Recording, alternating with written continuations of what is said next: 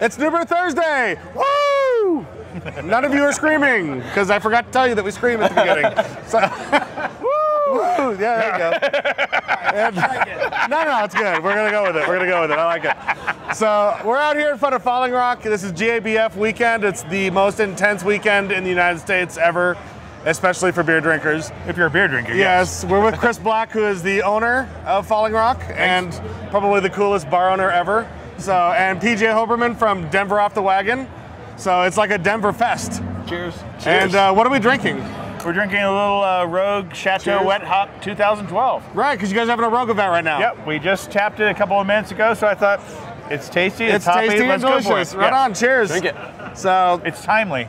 This year, instead of wandering around the floor and talking to a bunch of random brewers, we decided that we were going to talk about what to do at GABF if you're not at GABF. Right. Because, I mean, GABF tickets are selling out in like, what, 25 minutes now?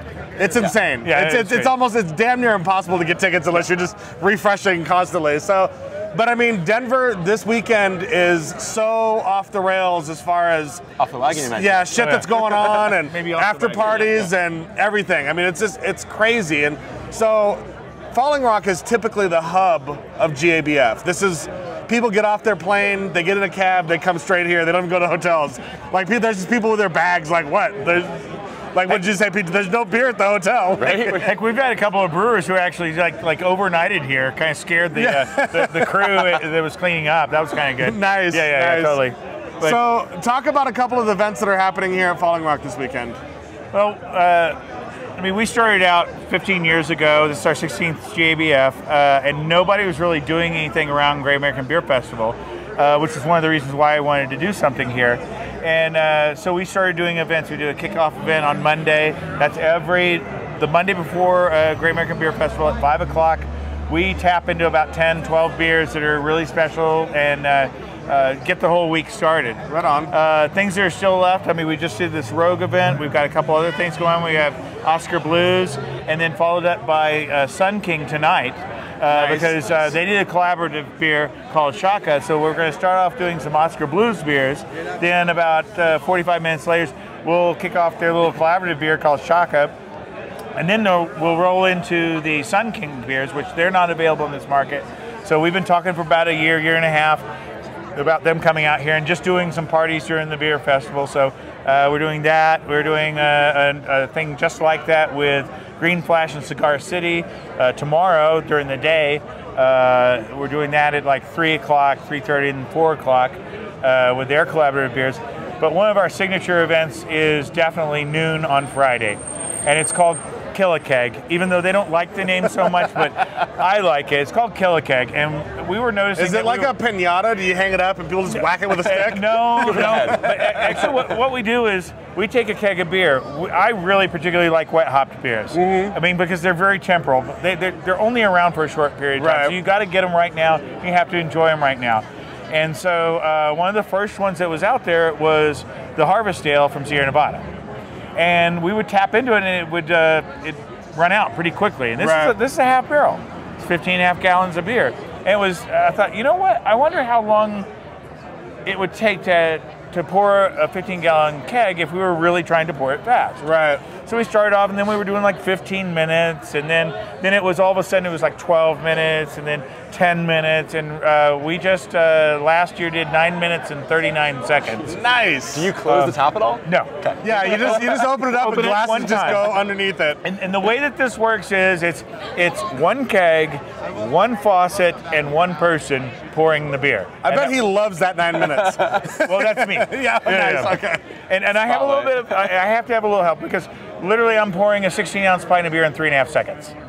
Now there's all these gizmos out there, and they talk about, it's going to be great for stadiums and everything like that. But they're timing from the time they start, say go on the beer until the beer's full, and they're not counting the fact that it takes like 3 seconds to put the cup in the little stupid holder, and that the cup costs 80 cents or any of those kind of things like that. They're not I'm filling a glass every 3.5 seconds. There's another glass of beer coming on. That's awesome. So it takes somebody feeding me the glass, somebody taking them away, and my brother downstairs turning the pressure up. Really, really, really high. He's just like, crank it. I mean, it's like we start, and as soon as the stream is so you're not worried about head at that point either. You're just like, no, it's full. No, there's usually a beautiful head. I mean, it's absolutely spectacular. Nice. 7 inches or so? Or? No. That beer is. He's like, that is why they sent me. I am the expert.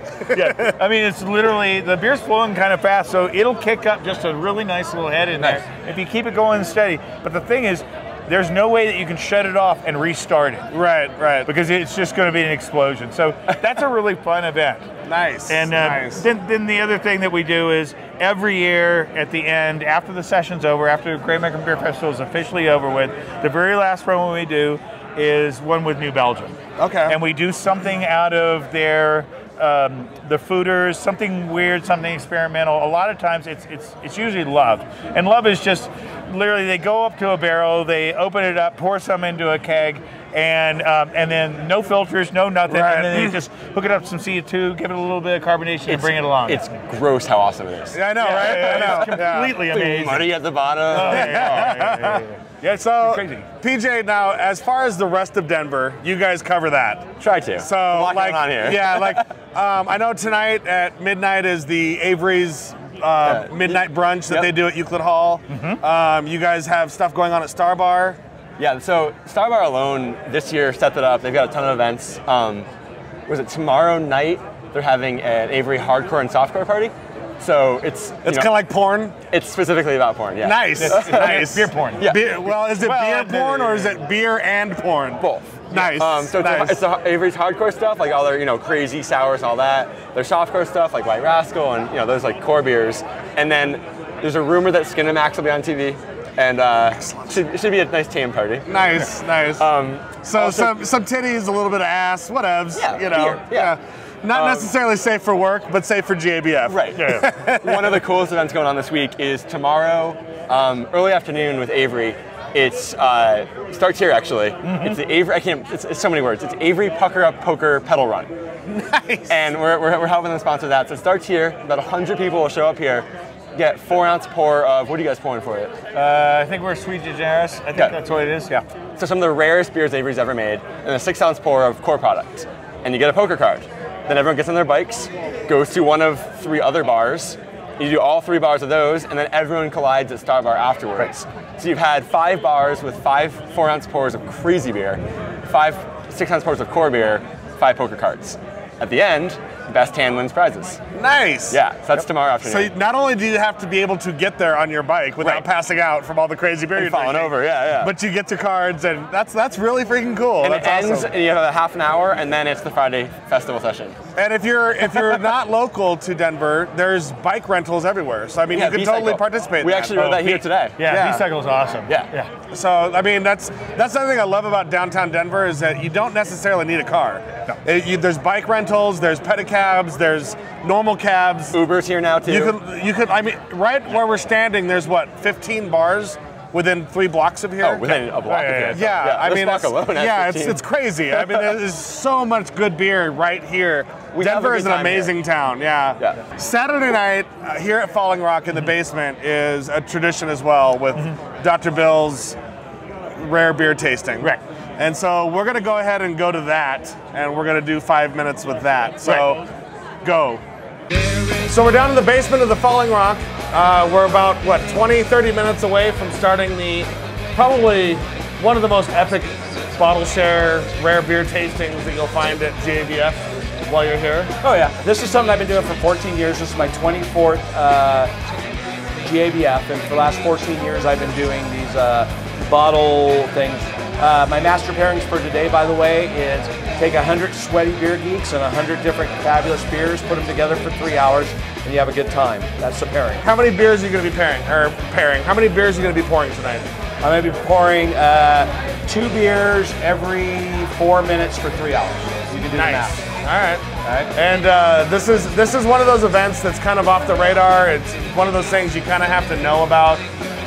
It's not on any of the calendars. It's very private affair, but it turns into just a mass of people it's such an awesome experience to like feel the energy that goes on in this room while these beers are poured. And speaking of which, what are we drinking right now? We're drinking Avery's newest barrel release. You want to tell them what it is? Odious Equum? Odio Equum. Odio Equum, yes. Yeah, it's a fabulous new barrel release beer. It's amazing. Avery did a great job with it, and as they did with all their other barrel-aged beers. And I will correct one thing. If for Steven, cheers. Cheers. I want to start drinking this beer while I'm looking at it. I already took a drink. I cheated.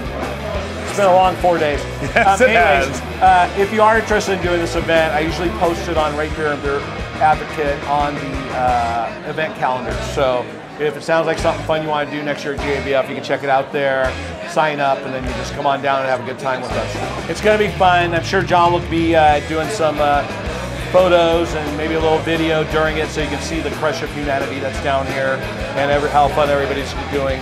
It's something I look forward to. I used to do it 4 times a year. Now I'm doing it once a year, and with good reason because I'm worn out afterwards. So cheers, everybody. Hope to see you here next year.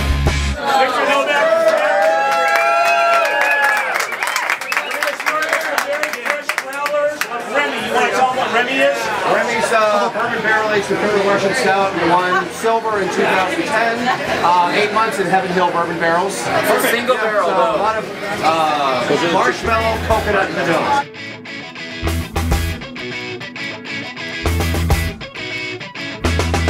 Took me so long just to get your name, like a kid trying to learn the rules of the game. Now you ask, do I want you to say? Don't you know Batch 1 Cherry Saison from last year. you gotta stay, don't you go away. You and I, angels that play. Stay, don't you go away. You and I are angels that play.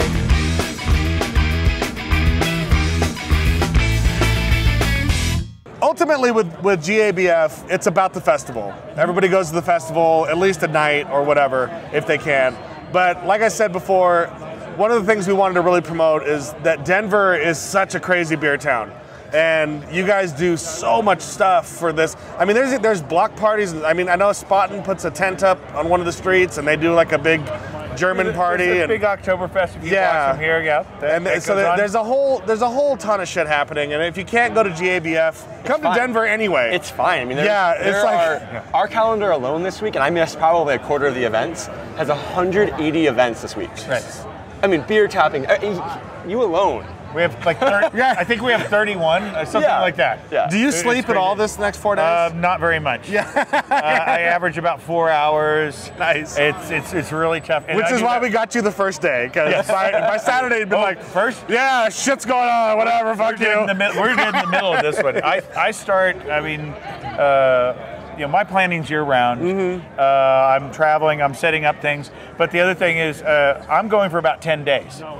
I mean, we started our week on Sunday. We had a wet hop festival here on the, here at Falling Rock, and then we roll into our tapping party on Monday, and even Sundays used to be. It's like, okay, everybody's kind of going. No, Sundays now. I mean, it'll be absolutely packed until about 4 o'clock in the afternoon. Right. And then we all come back. Well, that's the thing. It's like our time. It's like what, Thursday at 3:30, and are you ever this busy on Thursday at 3:30?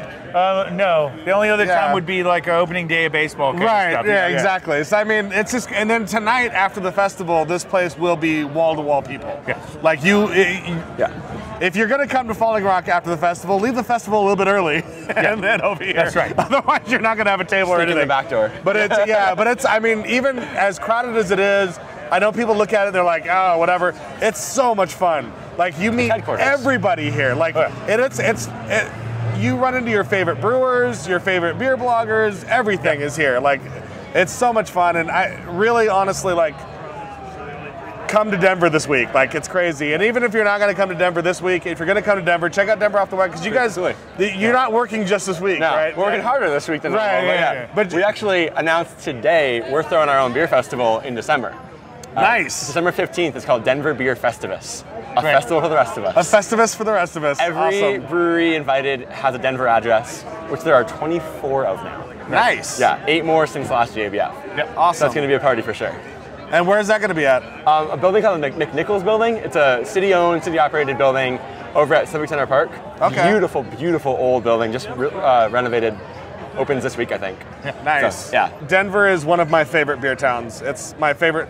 And anytime I'm here, of course, I stop in at Falling Rock, because how could you not? I mean, Denver likes you too. And you actually have a sandwich here that's like $95, right? Well, it's $50 with tax. It's $50 with tax. Yeah, okay. it's a Elvis Presley Memorial combo. Right. It's about this tall, and it's sloppy and messy, and we sell a couple, usually at about 1 o'clock in the morning. When somebody's really drunk and they get dared to buy it. Yeah, and the rule is it's $50 up front cash, yeah. no refunds. yeah. That's awesome. It's a tribute to excess. Yeah, it's pretty ugly. Thank you so much for taking some time. Absolutely. PJ, it's always great Absolutely. to see you. Yeah. Cheers, you guys. Cheers, guys. Cheers to a great GABF, and as always. Now we'll yell. Woo! Yeah. And as always, stay safe and drink beer. We'll see you guys next week.